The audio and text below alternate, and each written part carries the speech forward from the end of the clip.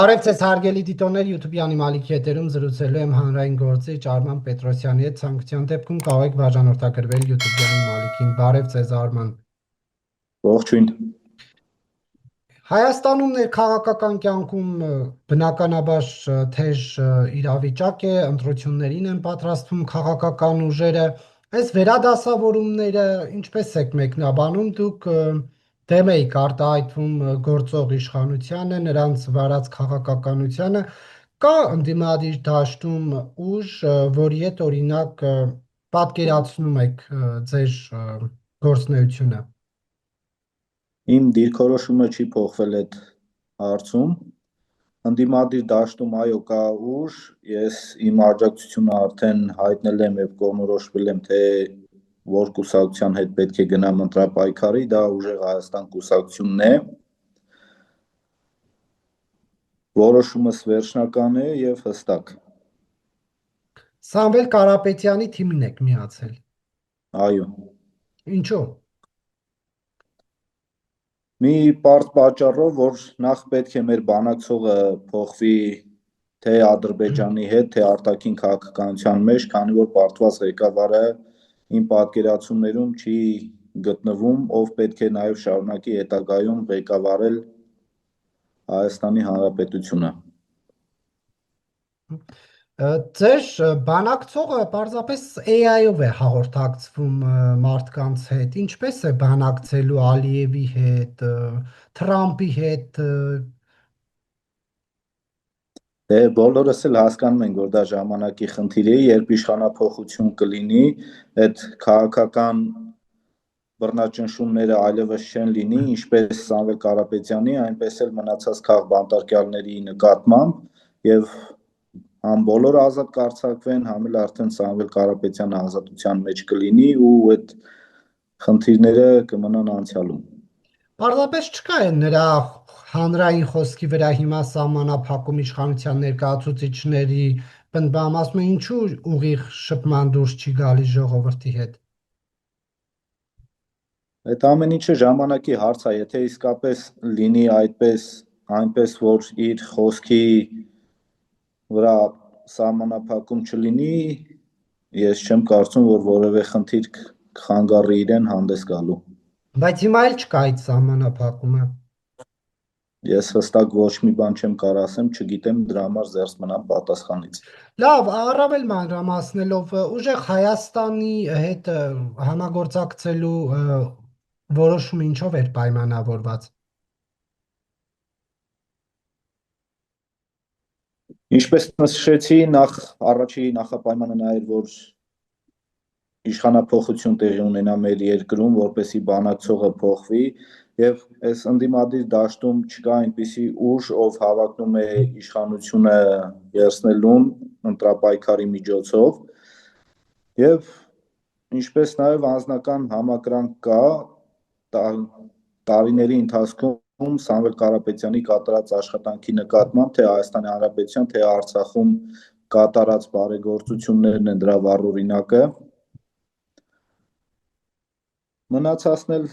սենց մեր լեզվով ասած սիմպաթիայի հարց է։ Սամվել Կարապետյանը իշխանության հիմնական քննադատություններից մեկն այն է, որ ունենալով Ռուսաստանում հսկայական կարողություններ, կարող է ճնշումների տակ լինել իօկոտ Հայաստանին կայացվելիք որոշումների ժամանակ, դուք նման մտավախություն տեսնում եք։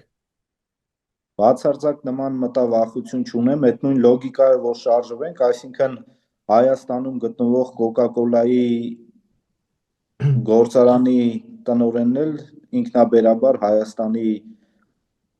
ազդեցության տակ է, գտնվում։ Այդ դրանք անիմաստ հիմնավորումներ են, որ ես հարկել չեմ գտնում դրանից խոսելու։ Պարզապես Coca-Cola-ի կամ Pepsi-Cola-ի, Fanta-ի տնօրենները Հայաստանի պետական կառավարման ոլորտում որոշումներ չեն կայացնում։ Հետո էլ ասում են Ռուսաստանը ժողովրդավար պետություն չի, այնտեղ իշխանությունները ռեժիմը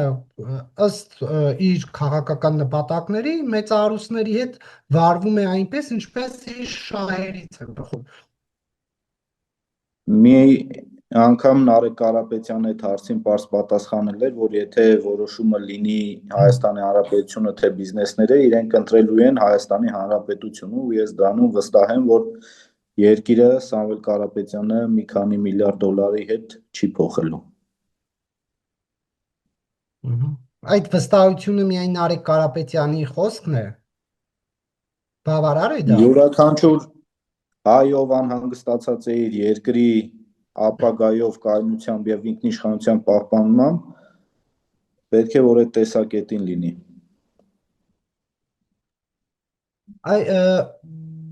Սամվել Կարապետյանը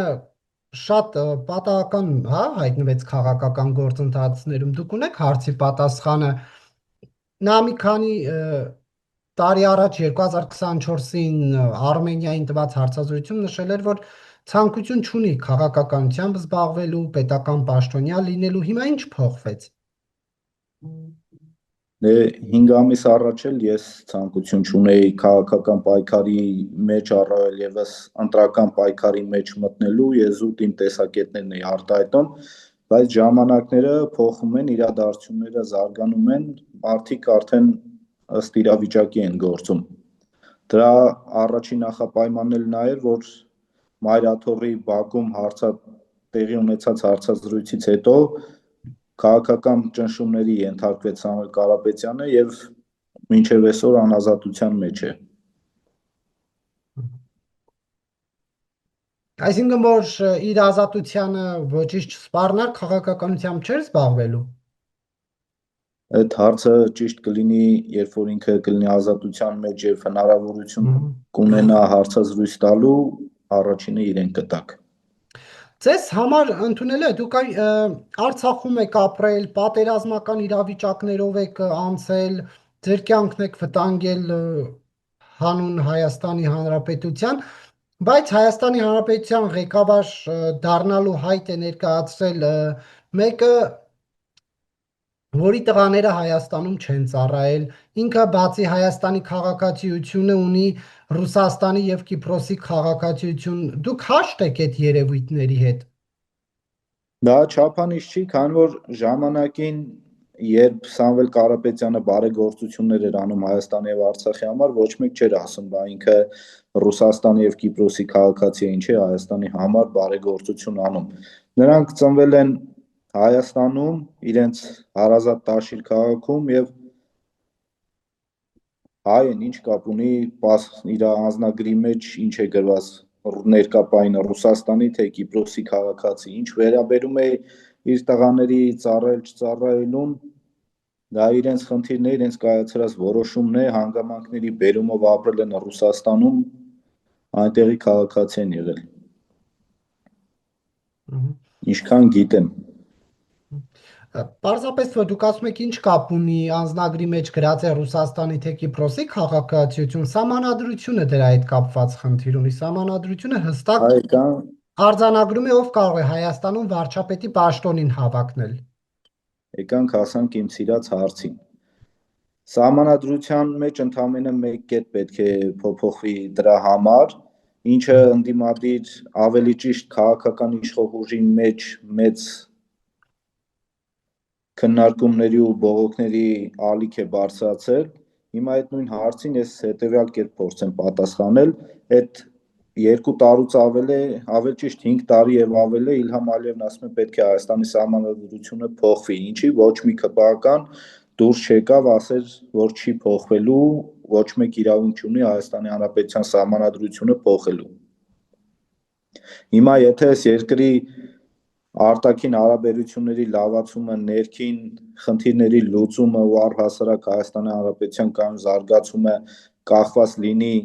մեկ կետ փոխելուց, ինչն է խնդիրը, որ պետք է չփոխվի։ Պարզապես Հայաստանի սահմանադրությունը փոփոխության է ենթարկվում պաշտոնյաներին քաղաքական գործիչները սահմանադրությունն իրենց են փորձում համապատասխանեցնել, այլ ոչ թե իրենք դառնան սահմանադրության պահանջներին համապատասխան։ Տարիներ առաջ Սերժ Սարգսյանը սահմանադրությունը համապատասխանեցրեց իրեն, որ կարողանա 3-րդ ժամկետում կառավարի։ Հիմա Սամվել Կարապետյանի համար է ենթադրվում, որ փոփոխության կենթարկվի, եթե իրենց ուժը սահմանադրական մեծամասնություն դառնա եւ ազգային ժողովում իշխանություն վերցնի։ Սա ճիշտ է։ Այնպիսի իրավիճակում ենք հայտնվել, որ Սերժ Սարգսյանի կայացրած որոշումներ ճիշտ եւ այդ փոփոխությունները ոչ Նիկոլ Փաշինյանին էր, որ շարունակեց այդ նույն ճակերտավոր ասած կոստյումը հագնել, հիմա փորձում է գնալ երրորդ անգամ ընտրվելու։ Սամվել Կարապետյանի դեպքում այդ հարցը չի քննարկում։ Սամվել Կարապետյանի դեպքում ընդհանրապես քննարկում է այն, որ նա կարողանա ստանձնել երկրի ղեկավարի պաշտոնը, ու այդ վտանգը զգում են քաղաքացիական պայմանագիր կուսակցության իշխող անդամները, դրա համար էլ այս վայնասունը բարձրացրել են։ Կարծում եք, որ Կարապետյանի իշխանությունը ստանձնելով ամեն ինչ լավ է լինելու Հայաստանի համար։ Ես Հայաստանի ներքին ու արտաքին խնդիրներին ծանոթ լինելով կարող եմ ասել, որ դա մեկ օրվա կամ մեկ ամսվա ու մեկ տարվա խնդիր չէ, որ պետք է արագ լուծվի, դա տարիների քրտնաջան աշխատանք է իրենից պահանջում, որը այս ներկա իշխանությունը չունի քաղաքական կամքը այդ խնդիրները լուծելու ու առհասարակ կայուն խաղաղության գնալու, ու եւ իրենց տեսլականը եւ իրենց կամքը, ինչպես նաեւ մի փոքր մասը կլինի կներեք իմ ներգրավվածությունը, որ ես ինձ տեսնում եմ անվտանգային ոլորտում, ես պատկերացնում եմ այն խնդիրները, որ այդ ոլորտին վերաբերող ես ի վիճակի եմ դրանք լուծելու, ինչպես նաև հաստատապես համոզված եմ, որ Սամվել Կարապետյանն ու մեր թիմը արդեն, իրենք իրենց առջև դրած խնդիրը ժամանակի ընթացքում կլուծեն ու այս դիխոտոմիայի մեջից, գիշատիչ զոհ հարաբերակցությունից մենք դուրս կգանք ժամանակի ընթացքում։ Դուք կուսակցության անդամ եք արդեն։ Կուսակցության անդամ չեմ, համաձայնվել եմ, որ պետք է իրենց հետ գնամ ընտրություններին։ Ցուցակում լինելու եք։ Դեռ դրա մասին խոսելը վաղ է։ Դա ինչ է նշանակում համաձայնվել եմ իրենց հետ գնալ ընտրությունների։ Դե ցուցակի մասին խոսելը ինչի համար է շուտ, որովհետև դեռ ցուցակի համար ոչ մեկ ապահովագրված չէ, հայտնի է միայն առաջի համարը Նարեկ Կարապետյանը լինելու, դրա համար եմ ասում, ոչ մի բան պարզ չի դեռ։ Կամ Նարեկ Կարապետյանի հրապարակումներին հետևում եք, վերջին հրապարակում օրինակ դեղերի վերաբերյալ, որ նշում է Վրաստանում էժան է, Հայաստանում թանկ, կոնկրետ իր վերած Ազիմիկի օրինակը, իմը կարծեմ ճիշտ եմ ասում, մի խոսքով հակաբիոտիկա շնչառական հիվանդություն ունեցողների համար, ասում է Վրաստանում ավելի էժան է, Հայաստանում ավելի թանկ է, բայց այդ դեղը Վրաստանում է արտադրվում, մեկ դրա համար է էժան, երկրորդ նաև կա դրա մեկ այլ տեսակը Հայաստանում, ազիթրոմիցին, որը ավելի էժան է վաճառվում,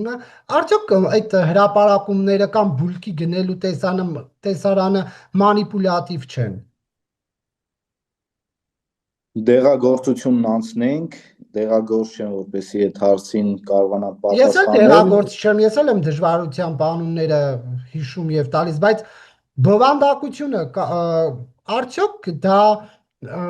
ժողովրդին մոլորեցնելու այսպես փորձեր չեն հաշվի առնելով, որ ելի եմ ասում, այն դեղը, որ ինքը ասում է Հայաստանում թանկ է, դրա էժան տարբերակն էլ կա օրինակ Հայաստանում։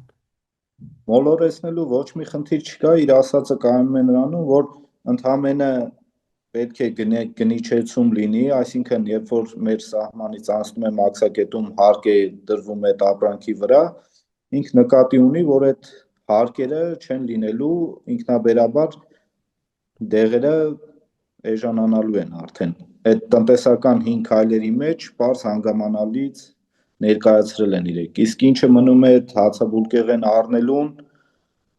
նույն կատեգորիայի մեջ է մտնում, այդ տնտեսական քայլերն է ցույց տալիս, որ հարկերից երբ որ ազատվեն, այդ մարդիկ հնարավորություն կունենան անհաձեռներեսները ավելի զարգանալու եւ զարգացնելու իրենց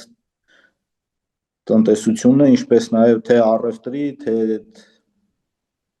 ապրանքաշրջանառության մեջ ես Շատ լավ, որպեսզի չստացվի տեղեկություն տվեցի, նշեմ, որ խոսքը Ազիմակ դեղատեսակին մասներ, ես կարծեմ մի քանի տառ հետ առաջ ասեցի կամ կրճատեցի, լավ, Տեսեք, Սամվել Կարապետյանը ժամանակին հավասարության նշան է դրել ըստ իշխանականների, երբ որ պատերազմող Հայաստանին եւ Ադրբեջանին երկուսին նույնաբովանդակ կոչով է դիմել, առաջարկել է դադարեցնել եւ այլն, ասում էին դա կարող աներ եվրոպական մի պետության արտգործ նախարար, բայց ոչ Հայաստանով մտահոգված մեկը։ Դուք սա ինչպես եք մեկնաբանում։ Այսինքն ինչ պետք է ասել, դուրս գար ասել գնացեք, ջարդեք, կոտորեք, կոտորվեք, հա, ինչ որ բարձրագույն արտահայտություններ աներ, երբ որ ինքը այդ արտահայտություններն անում էր, դրանից առաջ ու նույն ժամանակ ասեցի 20 պատերազմի ժամանակ է, չէ, հանդարտության կոչ արել սկզբից։ Ու այդ նույն ժամանակ էլ ինքը ներքին կարգով թե զենք զինամթերքի գումար է հատկացրել Հայաստանի Հանրապետությանը, թե ինքն է առել ուղարկել իմ իմացած տեղեկություններով, ինչպես նաև մինչև այսօր շարունակում է այդ բարեգործությունները Հայաստանի համար։ Այսինքն թե տնտեսության մեջ, թե անապահով ընտանիքներին ու մինչ պատերազմը օգնել է բանակին։ Ուտեղ այդ է Եգուցե իսկական պետք է մանիպուլյացիան։ դատապարտել Ադրբեջանի ռազմական հանցագործությունները, արձանագրել ինչպես են խաղաղ բնակիչներին կոտորում, հայկական մշակույթը ոչնչացնում, ինչպես են հարձակվել Արցախի վրա, ինչպես են օկուպացրել Հայաստանի տարածքները, գուցե դա նաև պետք է շեշտվեր հայտարարությունում, ոչ թե երկուսին զսպվածության կոչ անել։ Ասում այդ մարդը մեղավոր չի, որ Իրանից ակնկալիքներն ու սպասումները շատ են, միաժամանակ չէր կարա այդքան բան 1 րոպեվա կամ 2 րոպեվա մեջ տեղավորելու։ Դա է Հիմա եղել վճարը։ դե հարցեր եք տալիս, որ այդ հարցերի պատասխանը պետք է Սամվել Կարապետյանը տա, ոչ թե ես։ Ես իմ Չէ, դուք պատկերացրածն եմ որ ասում։ միացել եք թիմին, ձեզ համար չկա այդպես մութ բաներ, որ Նմանատիպ ուզեիք հարցերի պարզաբանել նոր միանալ։ Օրինակ, երբ որ մարդ միտեղ նույնիսկ աշխատանքի են ընդունում, մի շարք հարցեր է, չէ՞, իր առաջ կան, պարզաբանում են նոր է ընդունվում։ դե ինձ հետաքրքրող հարցերի պատասխաններ ես ստացել եմ, ինձ բավարարել են, իմ աջակցությունը հայտնել եմ ու իրենց հետ գնալու եմ հունիսի 7-ի ընտրություններին միասին մասնակցելու։ Նմանատիպ հարցերը թե պատերազմի սկզբին ինքը ինչ կոչով է դիմել կամ ինչ զսպվածության կոչ է արտահայտել, դա ներկա պահին ներկա Հայաստանի Հանրապետության վիճակի հետ ընդհանրապես չխոսացող թեմաներ են։ Շատ լավ, մենք Սամվել Կարապետյանի կողմից նաև դիրքորոշումներ չենք լսել, երբ ՀԱՊԿ-ը իր պարտավորությունները չի կատարել, երբ Ռուսաստանն է զենքի գումարը վերցրել եւ զենքը չի տվել, ինչու օրինակ պարոն Կարապետյանը դրանց չի արձագանքել, սա ձեզ համար մտահոգիչ է, թե չէ։ Մինչև պարոն Սամվել Կարապետյանին անցնելը, երբ որ Ադրբեջանի զինված ուժերը ներխուժել էին Հայաստանի Հանրապետության սուվերեն տարածքում, մինչև հիմա այստեղ են դեռ գտնվում։ ՀԱՊԿ-ի ղեկավարը ով էր։ Նիկոլ Փաշինյանը, ճիշտ է։ Նիկոլ Փաշինյանը ինչի որոշում չկայացրեց կամ չազդեց նրանց վրա, որ աջակցություն ցուցաբերեին կամ զորք ուղարկեին, ինչպես նշված է ՀԱՊԿ-ում, որ յուրաքանչյուր պետության սպառնալիքի դեպքում մնացածը պետք են թե ռազմական օգնություն ցուցաբերել, թե մնացած արտաքին հարաբերություններում այդ քաղաքական վեկտորը որպեսզի չփոխվի։ Դե Այսինքն 22 Նիկոլ թվին Փաշինյանին դիմեցին։ մենք դնում ենք մի կողմ, մտածում ենք, թե Սամվել Կարապետյանը ինչ պետք է ասեր։ Դե եթե դուք Քաղաքական գործիչը եղել է այդ ժամանակ, ղեկավարը եղել է Նիկոլ Փաշինյանը, Նիկոլ Փաշինյանը թերացել է, հիմա հարցնում ենք, թե ինչի համար Սամվել Կարապետյանը չի Դե որովհետև արտահայտել։ դուք քպական չեք, Սամվել Կարապետյանի թիմից եք, դրա համար տրամաբանական է, որ հարցերը Սամվել Կարապետյանի վերաբերյալ են, բայց եթե լինեիք քպական, օրինակ ձեզ կհարցնեի, ինչու եք ձեզ 7-8 միլիոն դրամ պարգևավճար տալիս։ Եվ շարունակելով, հա, ամեն դեպքում թեման, դուք պարզ, ձեզ համար պարզ է, հա, պարոն Կարապետյանը կարողանալու է օրինակ Ռուսաստանին ոչ ասել, եթե դրա տեղը գա։ Ինչ հարցում ոչ ասի։ Այն հարցերում, որոնք ի օգուտ Ռուսաստանի են եւ ի վնաս Հայաստանի։ Իրենք իրենց ծրագրի մեջ պարզ նշում են, որ իրենք գալիս են քաղաքական հայտ են ներկայացրել իշխանությունը վերցնելու, Ահա։ որպեսզի պահեն եւ պաշտպանեն Հայաստանի Հանրապետության պետականությունը, ինքնիշխանությունը։ Ինչը կվերաբերի ինքնիշխանությանը, դա սակարկելի չի լինելու։ Թե սա խոսում են համացանցում եւ առօրյա կյանքում, որ դա լինելու է, սա ես երկիրը լինելու է ռուսական գուբերնիա, այդ հեքիաթներից անցնենք մի քայլ ավելի բարձր։ Դե իշխանականներն արդեն ասում են ռուսա մեծ օլիգարխը, բելարուսա մեծ օլիգարխը Քոչարյանը ծոծորակները կտեսնեն Հայաստանում իշխանություն չեն տեսնի։ Նիկոլ Փաշինյանն ասում է ամսի 7-ին, հունիսի 7-ին ջախջախիչ փոքրամասնություն է օլիգարխիան ստանալու։ Սրանք ինչպես եք մեկնաբանում։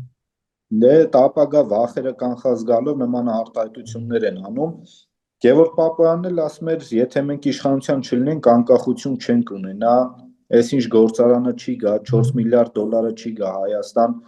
նախ դուք չլինեք, Նիկոլ Փաշինյանը լինի, եթե Նիկոլ Փաշինյանը չեղավ, իրանք ավտոմատ կերպով չեն լինելու։ Հիմա ինչ անենք, բա որ Նիկոլ Փաշինյանը միամիտ կառավարության շենք մտնելուց ոտը սղաց ճակատով տային աստիճանների սուր տեղին կոմայի մեջ ընկնի, մահը չեմ ցանկանում, կոմայի մեջ ընկնի չկարնա ղեկավարի, բա այդ վաղտ ինչ ա լինելու։ Ալիևի ճակերտավոր եղբայրը չեղավ ով ա բանակցելու։ Այդ ստրկամիտ ժողովրդին մանիպուլացնելու արտահայտություններ են, որ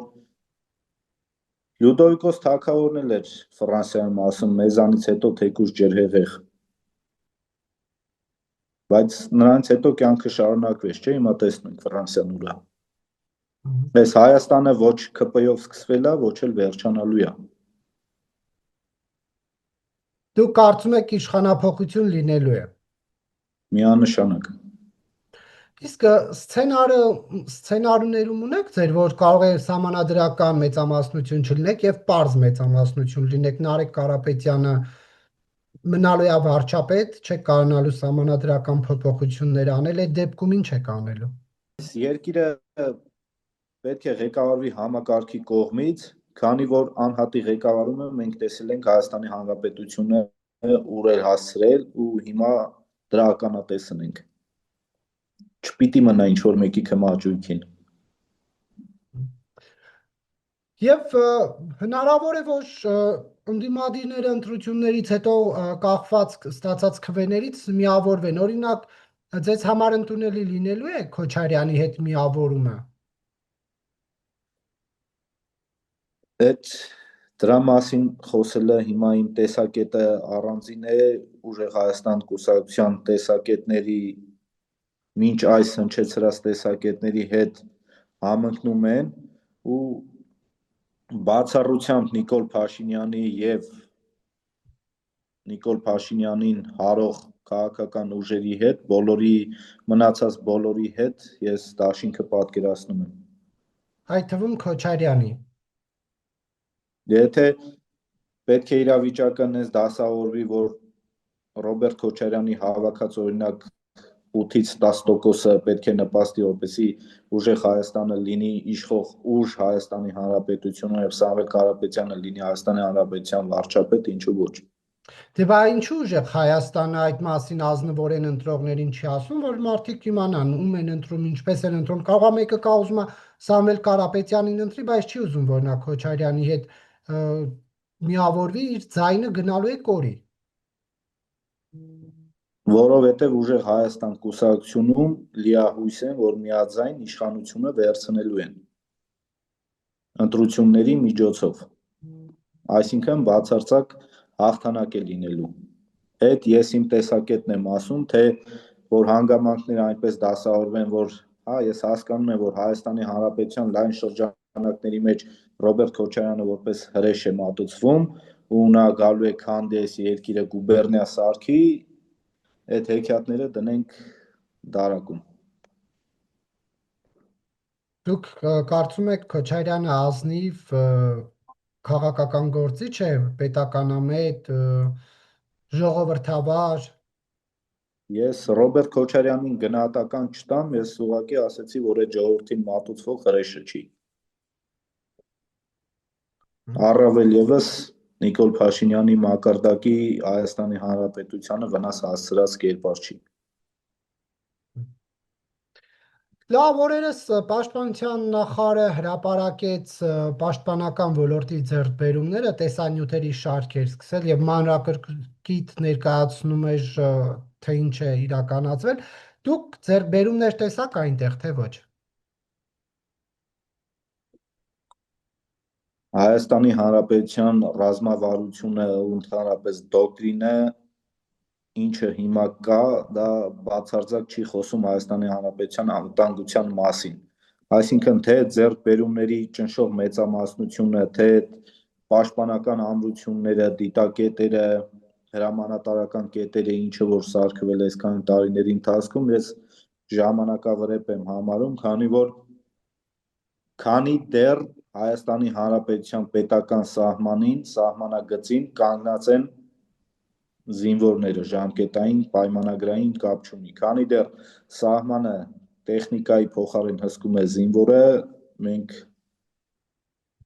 հաղթանակի ու առավել ևս երկիրը պահելու, պաշտպանելու մասին խոսալու իմաստ չունենք։ Բայց հիմա իշխանության ներկայացուցիչներն ասում են այդ կանսերվի բանկաներին, տեսեք մենք ինչ ենք, կանսերվի բանկաներն ինչով ենք փոխարինել։ Իշխանության ներկայացուցիչների 99.9%-ը այդ բանակի հետ ընդհանրապես կապ չունի, պատերազմի դաշտում չեն եղել, պատերազմի հետևանքներն ու վնասները չեն պատկերացնում ինչա, առավել ևս ուր մնաց ինչ որ ռազմավարություն մշակեն։ Ավելի մանրամասն ներկայացնեմ։ Ադրբեջան պետք է մենք նայենք մեր հակառակորդ պետությունը, տվյալ պարագայում Ադրբեջանը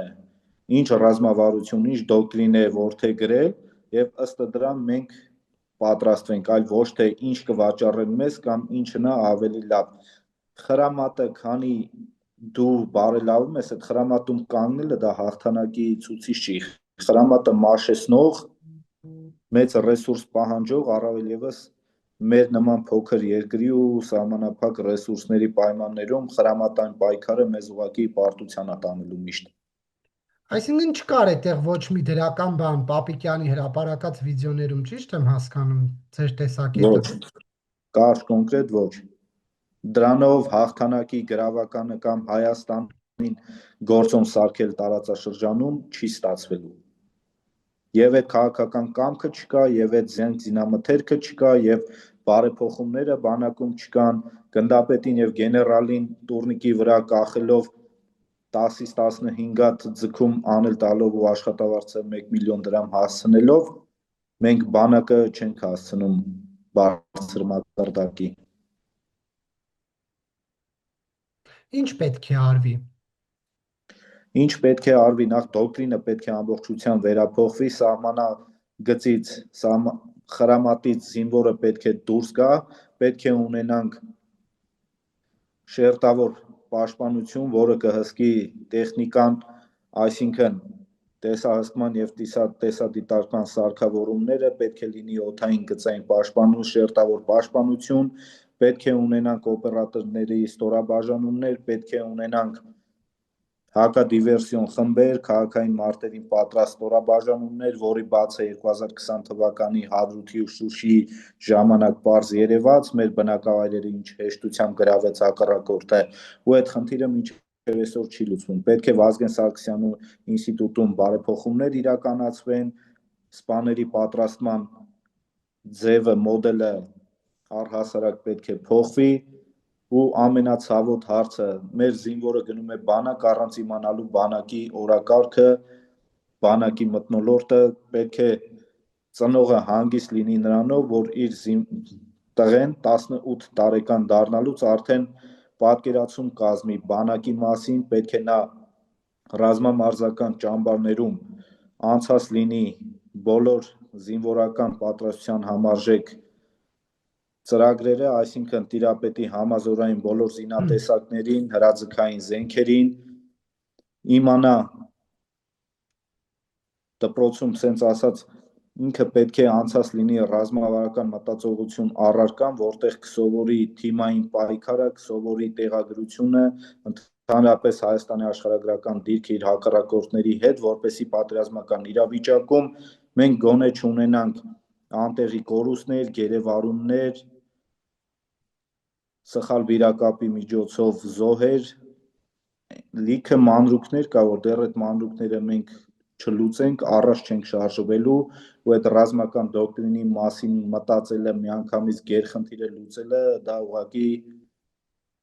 բապկանք է լինելու։ Շնորհակալություն հարցազրույցի համար։ Ձեզ էլ